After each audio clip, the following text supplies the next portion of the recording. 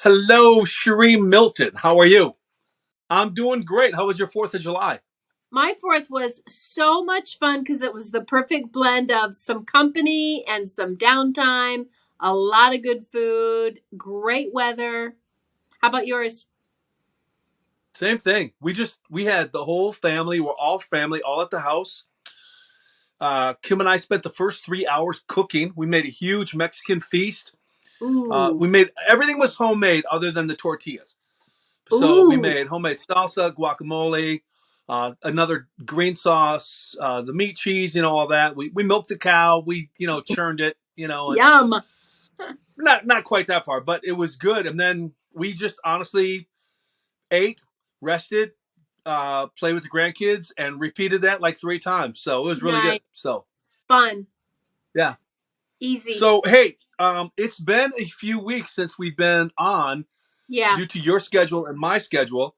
But to those who are watching, we can now almost cross my fingers, almost guarantee at least one podcast a week. So that's what we're shooting for. So yep. hopefully it We finds everybody who's been listening in a good mood.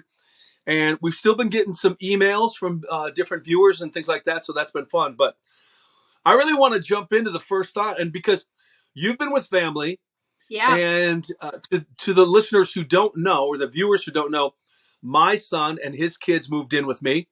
My youngest just moved in with me. So we are no longer empty nesters. We are overflowing nesters. So, Woo! but thinking about how you were just with your son Derek and his wife Mandy and a new grandbaby. So, three grandkids now in your nest. Yeah, I'm beating What do you you. I'm think? beating you, Garth. What I'm beating what's you. I that? have three. You? I'm trying. I'm trying. That's a whole nother topic, but not for the podcast. We might be tied. That's all I'm going to say. We might be tied here pretty quickly. So that there's a hint. There's a hint. There's one that is available that might become a grandchild rather immediately or rather soon. So you just got way more out of me than I wanted to give. But I know. anyway, Wow. so being with your kids and watching your grandkids, and now me being with my kids and watching my grandkids. What are some of the things that you have learned about yourself as a parent by now watching your son as a parent? Were there things that you just look at and you go, uh, he learned that from me, or he learned that from my husband, or where did he learn that from? Or I mean, get what I'm saying? Yeah, I do. The biggest thing that comes to mind is as I watch our son, I realize he inherited by nurture and nature, laid back. He doesn't get too ruffled too quickly, which I think has been a good thing. And I think that is something that Mitch and I both could say we don't get too ruffled about things. On the other hand, I also learned I personally I over care too much about how everyone's doing, that everyone's okay, emotionally okay. And I don't need to take that on for everybody. Right, right. It's like we say, everybody in our family will say, "Hey, how you doing?" But when you ask, "Hey, how you doing?" it means a whole different thing. So, Right? which is, it's always been your personality. Yeah, Do it's you, consistent. I mean, Derek is your only child, but do you see any of that in his personality, or are you glad he didn't have that in your personality? Or, I don't see too much of that. If that's there in him, then he hides it pretty well, and he only thinks about it. He doesn't talk a lot about it.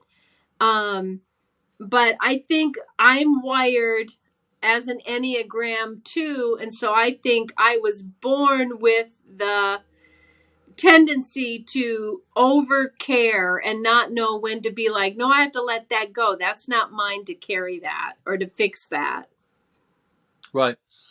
So, would you consider yourself the verbal processor? Oh, very much. Okay. So, it doesn't strike me that Derek has that. Yeah, He's an that internal processor, right? yeah, he's very much internal.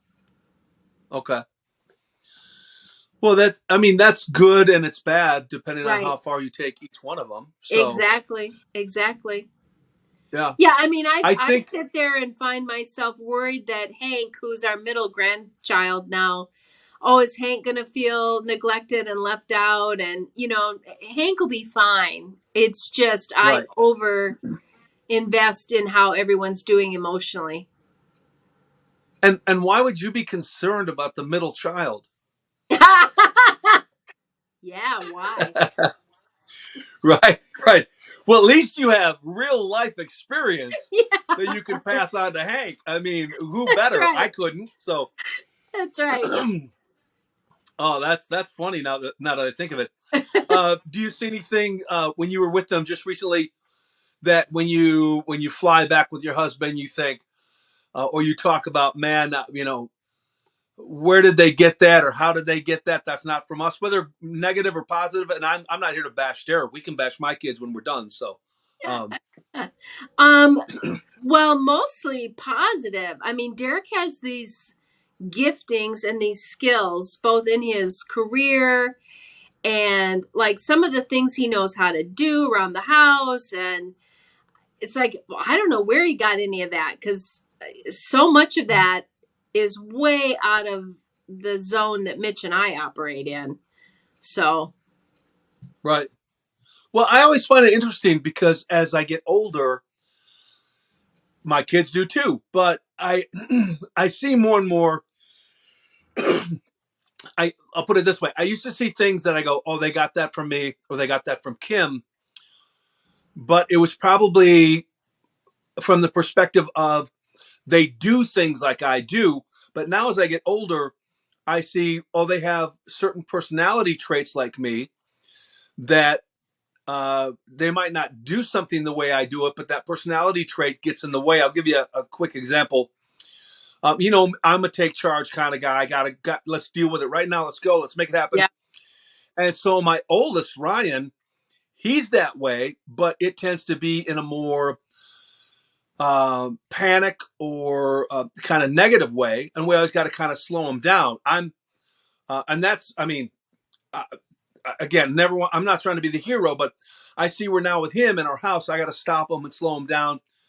Yes, we can take care of this. Yes, we can deal with it. But let's keep it more on let's look at the positive and the ways we can deal with it in a positive manner.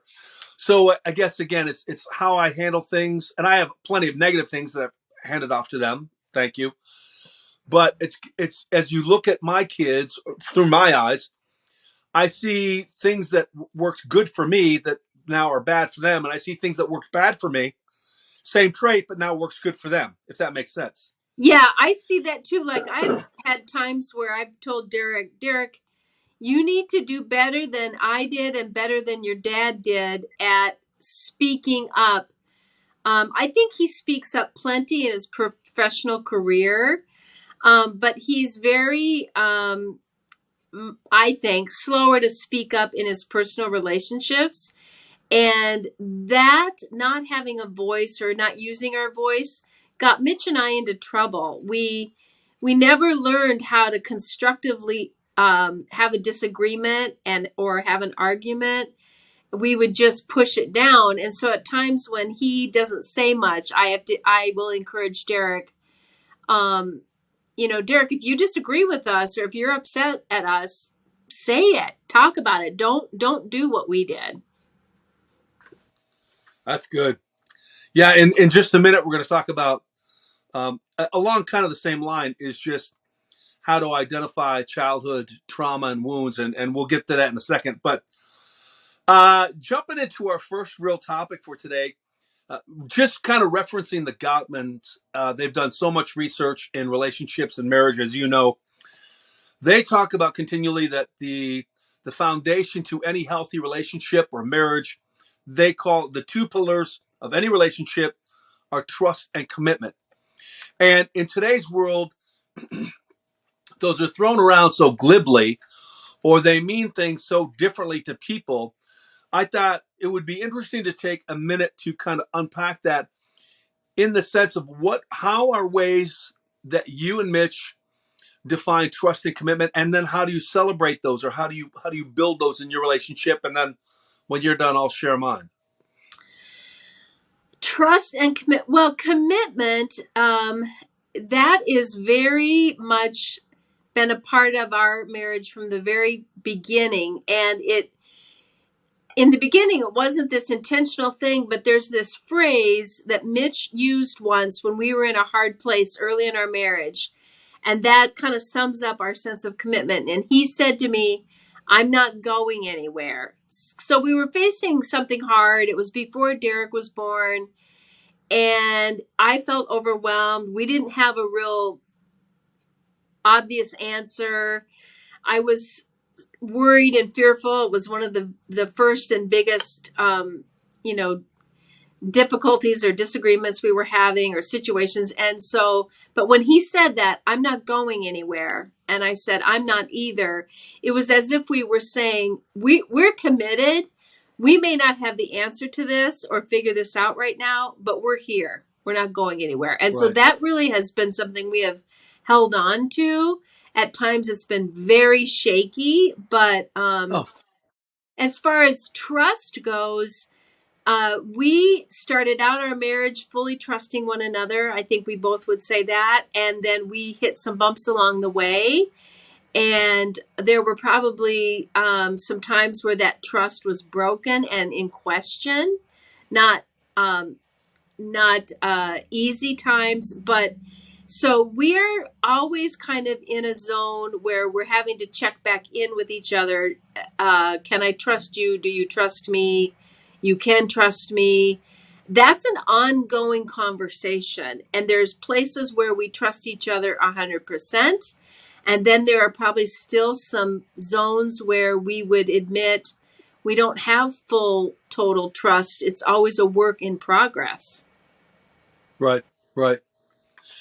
You know, I used as an illustration in a sermon years ago, when you climb into bed with your spouse and you can fight over the covers, and you wake up in the morning and they've got all the covers or you have all the covers, and the longer you're married, the more you realize there are issues where you're going to mess up your trust.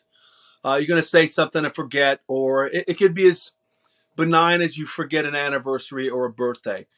It could be you promised to take the family on a vacation that week, and then you had to switch it for work, and people can question your trust and your commitment, things like that. At the end of the day, those are kind of the covers. You're fighting over the covers, Yeah. but no one's going to kick you out of the bed. The bed is, I'm committed to the relationship. I'm committed to you. I'm committed to us. I'm committed to making it work. I'm committed to never walking out, never walking Yeah. away, never checking out emotionally, mentally, spiritually, physically. And so I think a lot of couples in today's world, and I won't call it just the snowflakes, but a lot of people in today's world, they question when their spouse makes a mistake. And to them, it's this grievous, huge, broken trust. And in light of older couples, they go, no, that's just, you're fighting over the covers. Yeah. No one's kicking you out of the bed. Yeah. What would you say to couples that are in that position where, and you've probably had some come into your office.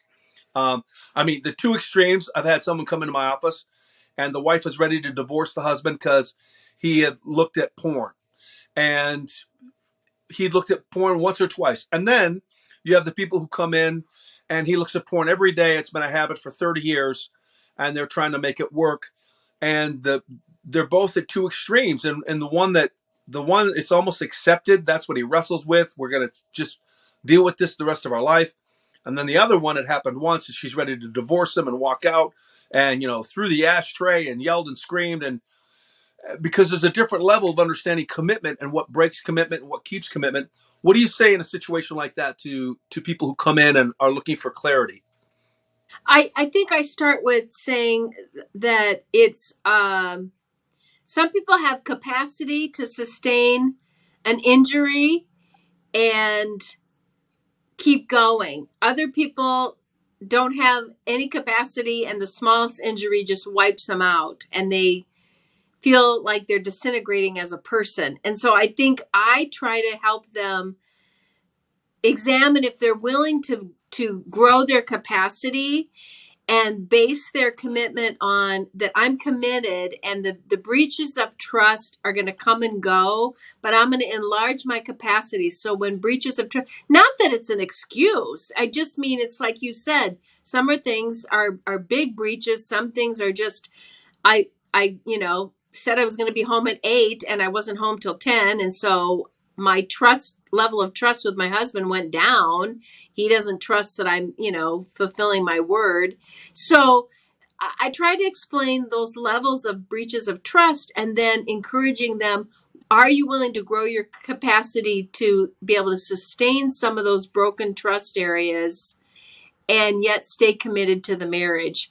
Some people can't. Their capacity is pretty limited. They aren't able to grow, maybe because of other things that we're going to talk about, like trauma, past childhood experiences, or other mental health things that they're challenged with, and they just don't have capacity. And so I really get them to examine, where are they at and what does commitment mean to them, and how much capacity do they have to be able to hold onto those times of hurt and pain.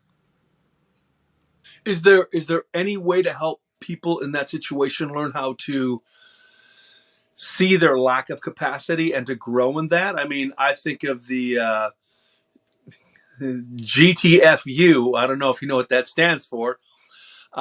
Without cussing, grow the Oh, F yeah. up. Yeah. That said a lot in my gym. That that's a needed skill in today's world. How do you help someone grow in that, and then when do you know they just can't? Yeah, that's a really good question. I think I start educating them that there is a continuum and that it is possible to gain more capacity. I try to gently give them examples of other people that have done that, stories that have hopeful endings. Um, I also try to gently develop enough relationship with that client so that I can gently be able to say, this might be an area of growth that you want to consider, because to give up on the marriage and end it may have so many other more negative consequences that you will regret this. And I point out a lot of examples of people who have worked through those things and are so glad they did, and they stayed married, and they don't regret it. And the other thing that I think happens is, if I begin to see that a person's sense of self is disintegrating, their sense of, it's hard to describe, but it's almost like you see this person who's kind of unraveling because of the breach or breaches that have accumulated. And you begin to realize that it is such a detriment. The marriage is such a detriment to that person's sense of self. There's a woundedness that goes beyond being able to just get stronger and have more capacity. Then I start saying, then it's a different conversation. And I start Right. really trying to see their woundedness, if they actually have a level of strength and resilience to keep on. Because some people don't, and they're so wounded that it's more it's more impactful, and it's dangerous for them to stay in the relationship. Well, and what a tough place to be in when you look at someone like that, and uh, you would never encourage someone to get a divorce unless there's physical trauma, danger, physical abuse, things like that, or adultery. But they leave that relationship to deal with themselves because they don't have the capacity to learn or to grow in that area. And yet, any relationship from that point forward, where the relationship they were just in, you got 3 strikes. Now the next relationship you only get 2, and then the next one you only get 1, because in that instance you don't learn, you don't grow in capacity by people making mistakes and breaking your trust. You have to grow in capacity by learning how to work through that. That's right. Yeah, resilience is built by going through hard things and getting through it. That builds your resilience. So the next hard thing you face, you've got something to say, hey, I've been through hard things before. I don't like it, but I got through it, and I'm going to look towards getting through this hard thing this time too. So yeah, it's explaining to those people, you could stay in this, you could try to grow from this, you could try to gather your other resources and support around you to get through this. That will serve you well for the next hard thing, because there's always going to be a hard thing. Right, right. In a sense, if you have the mindset, and again, you might be able to learn it, I don't know, but if you have the mindset of from the beginning, you walk down the aisle, you say your vows, I'm committed, good times, bad times, you understand that those bad times means that you can even grow in a deeper commitment. Right. And, even richer or poor, sometimes richer is the hardest time to grow and keep your commitment. But if you understand that's not just a vow, a static vow, that's a vow that I'm willing to continue to learn how to stay committed. I'm committed to the process of you failing me and us working through it. So Yeah. Well, and that's a if people have any sense of faith or spiritual maturity, I often, because this is a really intangible thing, but it's certainly a work that happens in the spirit, I often ask them to pray and ask God, am I called to this marriage? To me, I see some couples fall into the category of, I'm choosing to stay in this marriage. And then there's this deeper level that I think God can do, where we literally feel called to the marriage, come what may. right, right. Yeah, that's a whole nother discussion, because I know right now some people are thinking, so it's okay to get a divorce.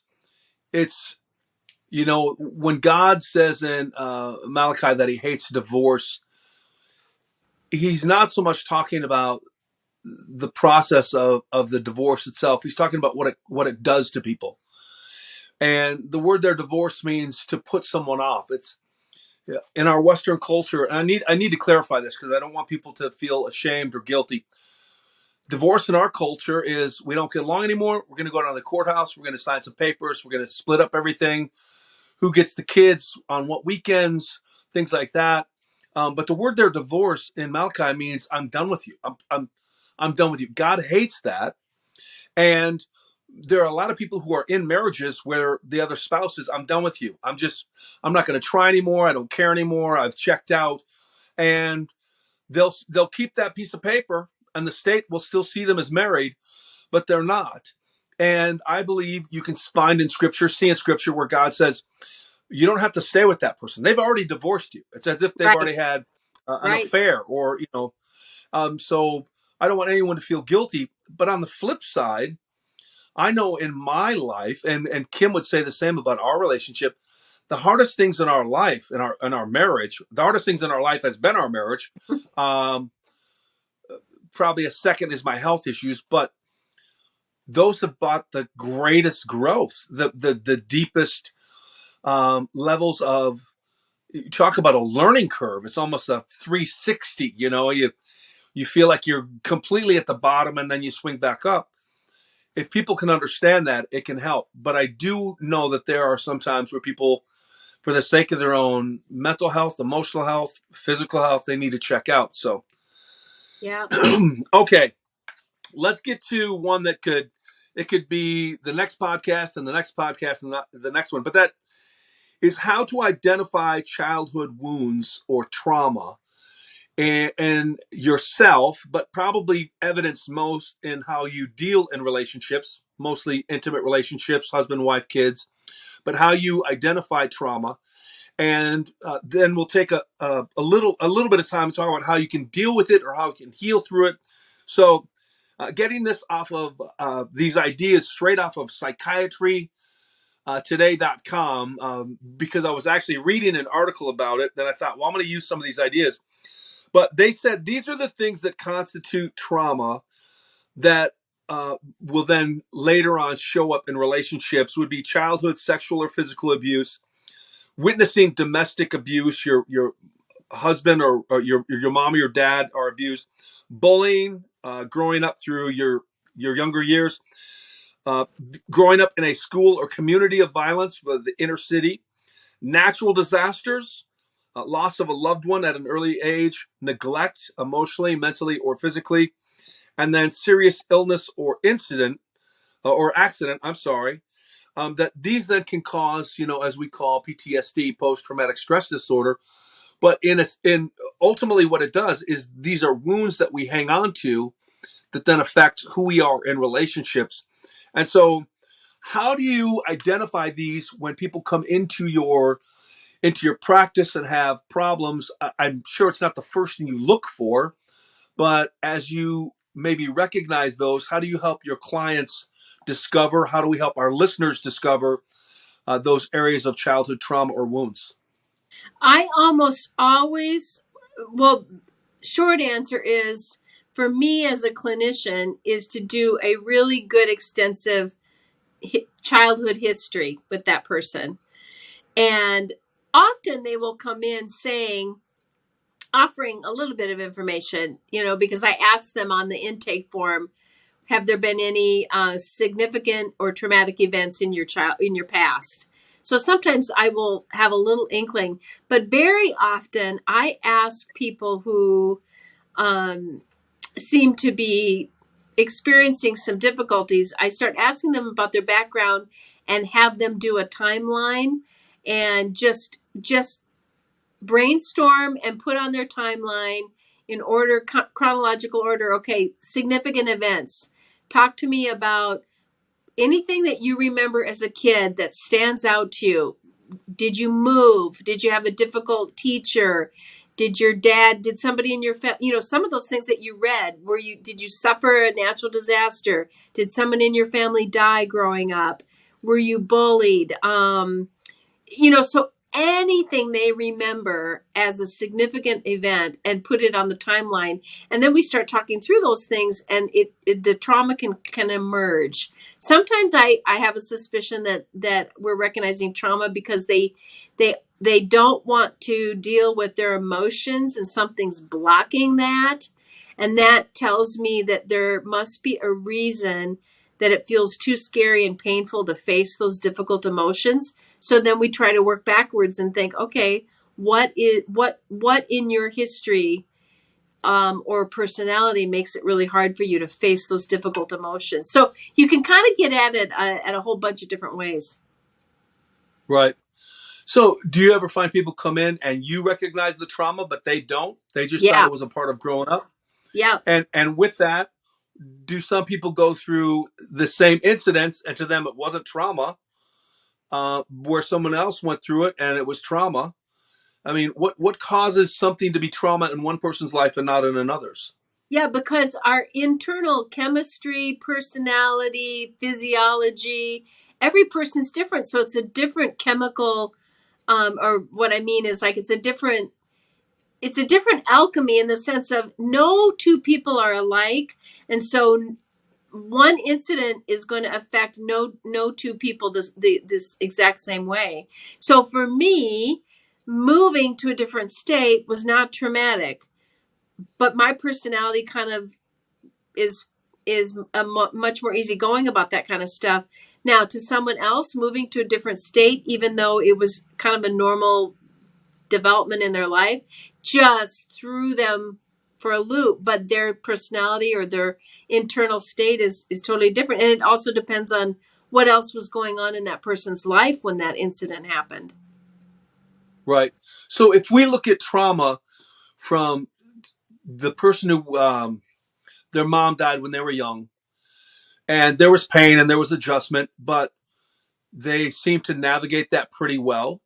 And then you look at someone whose mom, died when they were young, and it just yanked the carpet out from underneath them. So fast forward 20 years, they walk into your office. What's the go-to sign or the number one characteristic that tells you one has dealt with the trauma and one hasn't, and it's still affecting them? A willingness And to talk. let me preface that. Let me preface that because um, I've had people come in and say, "Well, this happened to me. I lost my mom at a young age." You start to talk to them about it, like, "Well, I'm over it now. It was hard on me then, but I'm over it now." But you look at him, you're like, "You're not over it. This is affecting everything you do." How do you know that it's affected one and not affected the other? And then how do you point that out? So a couple clues is if I feel like they're not that they're not over it and that they haven't really dealt with it, is often I look for congruence in what they're telling me. Like if they say, "Oh, my mom died when I was young," and "Oh, but so if their face and tone of voice doesn't match the enormity of what the event was, that's a little bit of a red flag. So I kind of go, "Oh, I'm going to Yeah. pay attention to that."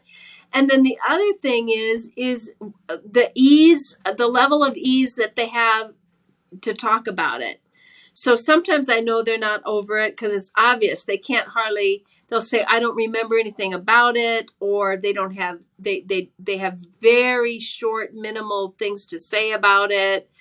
Or they can't answer questions like I might say, "So how does that impact you now?" Or "How do you think that?" Well, I don't know. I don't think it does. Then I think, So they give you these clues Right. that they have. And the people that I feel like have worked through trauma and hard things are people that can state it. They have matching emotional states. It's not that they're a wreck, but they're not like all happy and like, "Oh, it was just the best thing ever." So they're congruent. They're telling me something awful, and they have the emotional state and facial cues that match what they're talking about. They also often, if they've worked through it, can tell me in some way or form the meaning that it has for them now. So is there a way, I'm thinking of the people that are listening and watching, is there a way to self-diagnose yourself, whether you have trauma, where you can, we're all our best at hiding what we don't see, and we don't deal with what we don't know. And is there a proven way or questions or mindset that you could have to say, I want to kind of self-diagnose myself, and if I'm dealing with trauma?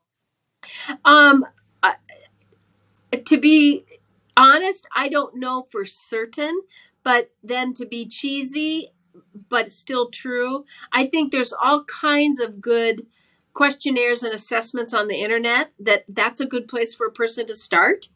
Is start Oh, downloading 2 or 3 of those questionnaires and work your way through those questions. The other thing that I tell people is what tend to be your hot buttons, in the sense of what kinds of so for example, Mitch and I have both talked about types of people that we just bug us and we don't like. And a right, couple of those times we have realized that some of that is attached to that type of person hurt us, and for some of that it was a traumatic hurt in the past. So sometimes look at what's your hot buttons. What are right, things you don't want to talk about. Sometimes, often, we don't recognize our own trauma till we have children and they reach the age that we were when the traumatic thing happened. right, So, I think there are ways to self-diagnose. I just don't have a professional listing of that. right. It's interesting, and I'm going to sound a little kooky to some of our listeners, but here at our church, we have a deliverance ministry where we understand that people can be traumatized and affected by demonic spirits. And a lot of that comes through traumatic things that happen to them.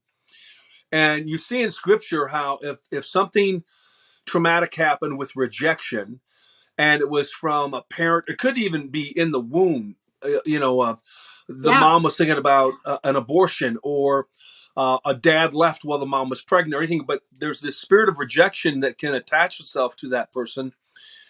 And then you notice underneath that spirit of rejection, scripturally, it talks about all these other things that they deal with. And so one of the things we do is we do an interview process about, how'd you grow up? How'd your grandma and grandpa die? If they died, how are your mom and dad? Are there addictions in your families? Kind of the same thing. What are any traumatic things that happened to you? Some would say, well, you're kind of fishing for what to pray for to make it look like you know more than what you know.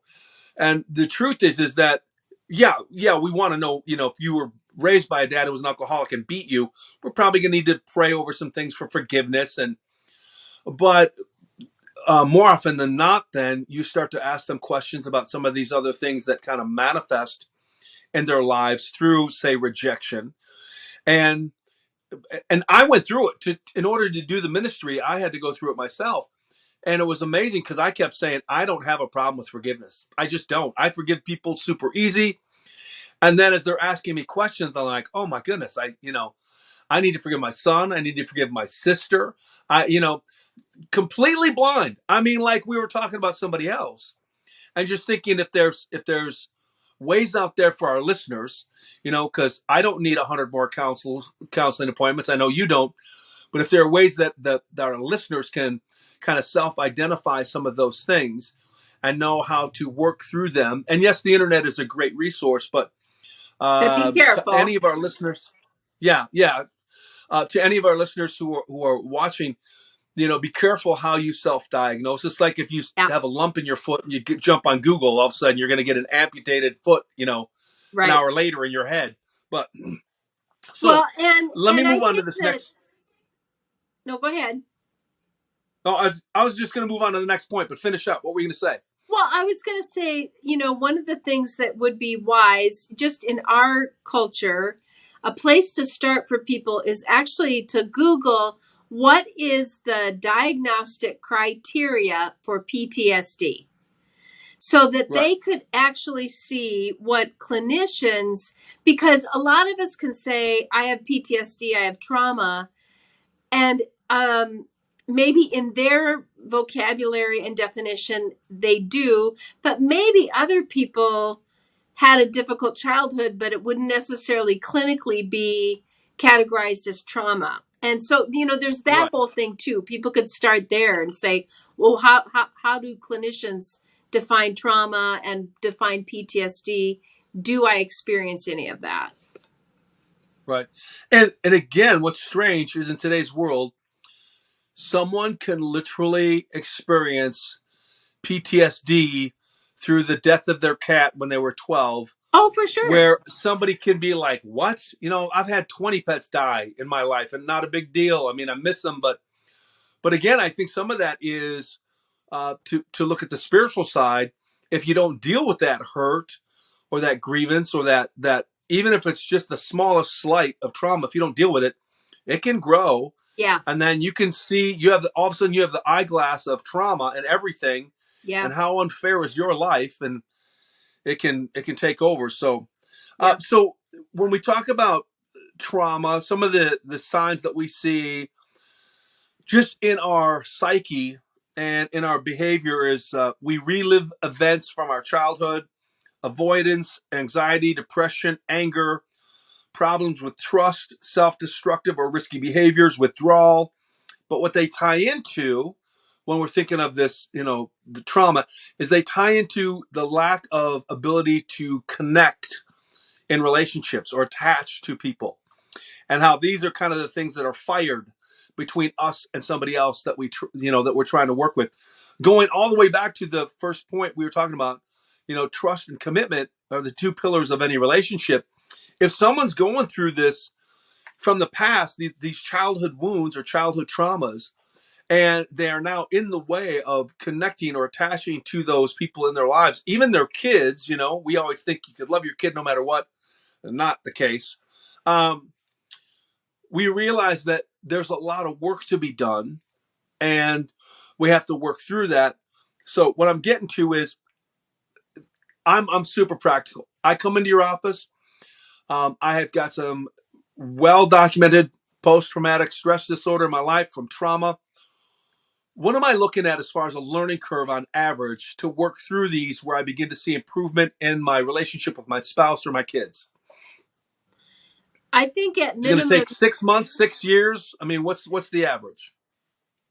I think I don't know the average as far as an actual statistic, but my own experience with clients, you're probably looking at a good 3 years minimum. Okay, that's good because here's why. In today's world, if you can't fix it in 3 months, I figure I'm broken, and why even keep doing this? Right. This is just the way I am. But Yeah. 3 years it gives people some hope. Like, hey, if 3 years is the average, it might take me 4. But if I can work through this and have stronger relationships, then let's put in the work. Let's start now and let's go for it.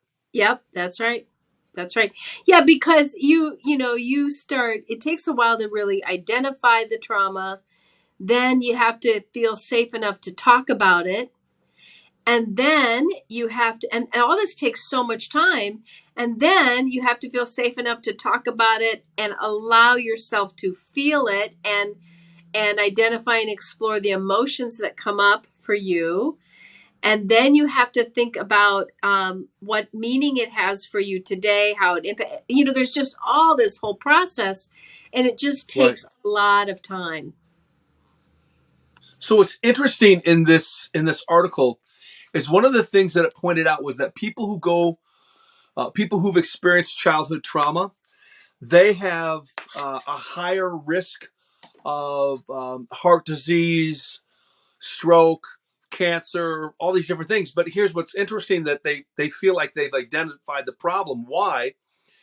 Is because of that trauma, they've learned to block things out so well that if there's something going on in their body, they just ignore it. They've learned how to ignore trauma and not deal with it and just put the blinders up.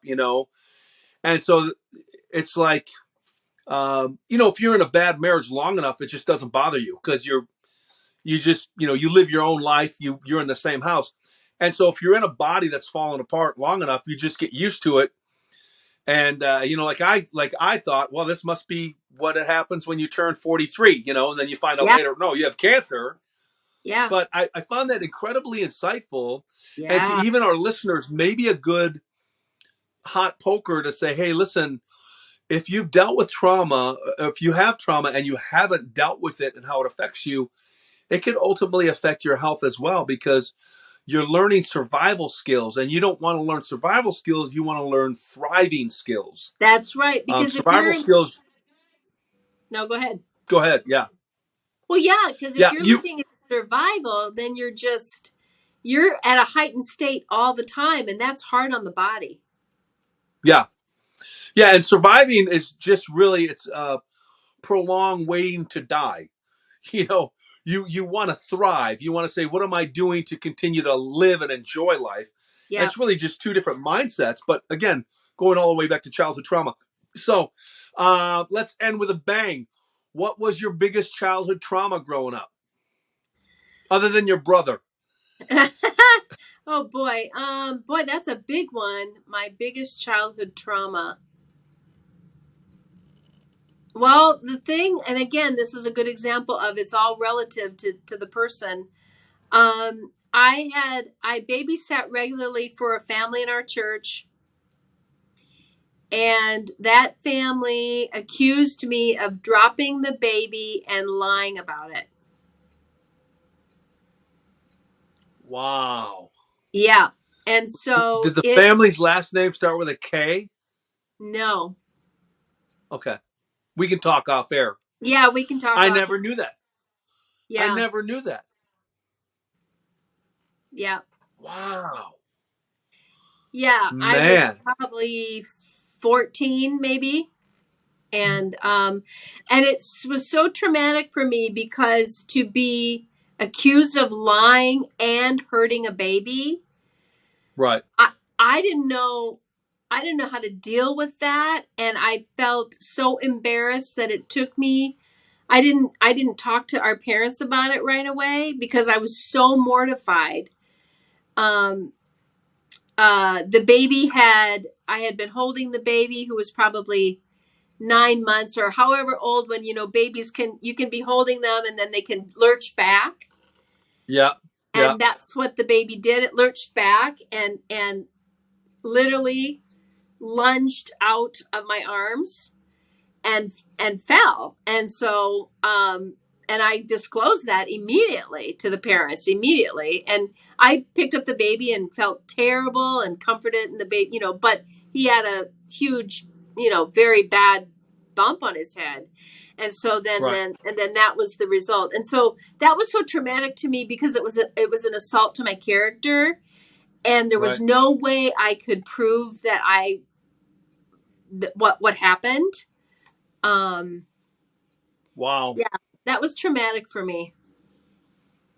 Yeah, I never knew that. I did not know. And out of all three kids, you would be the worst to have that happen to, because you would feel it, you would taste it, you Yeah. know, um I don't know how Renee would react off the top of my head. I'd be like, "Wow, man, I dropped your kid. Sorry, you know, like Yeah, whatever. right. Right. I've fallen before. He'll be fine. You know." Yeah, right. Right. Wow. Um, How you about you? know, it's. I've mentioned this on my podcast a couple times, and it hits me in waves. I see more and more as I get older how it affected me. But we had um, neighbors, and the one girl was 7 or 8 years older than me. And again, you'd know them if I said their name. But when I was 6 or 7, she took me down into her basement and made me strip down and play doctor. Which what I didn't realize what was really going on was she had some strange fetish, and it just kind of it was something that definitely connected or attached to my spirit and made me look at sex and relationships in a different way. Yeah. So, and it was just weird because when you grow up as a teenage boy, you think, well, I'm going to see sex and everything. I mean, I'm going to think about sex all the time, which to some degree is true. But I had a very twisted, semi-twisted perspective on it, and it was just something that I had to work through within our first few years of marriage, and then also in how I perceived women when they would come in for counseling with their husbands. So, long story, but yeah, it Yeah. was definitely it was odd. But and again, our family, we were pretty unique in how much we were sheltered and loved and cared for and adored and very healthy. But still, we can both Still. go through things that can affect us. So, but Yep. well, hey, this was good. So we'll get this up and running here in just a little bit. And thanks for your time. I will text you in a little bit to find out who that family was. I will text you. So I will fill you in, and the listeners will just have to be curious. they'll have to guess. So Yeah. all right. Any last second advice or last minute advice for our listeners? Marriage can be really hard, but it's worth it. And love is a choice. Stay tuned for our next podcast. Make sure you check out our website, minglematemarried.com. And until next time, stay safe.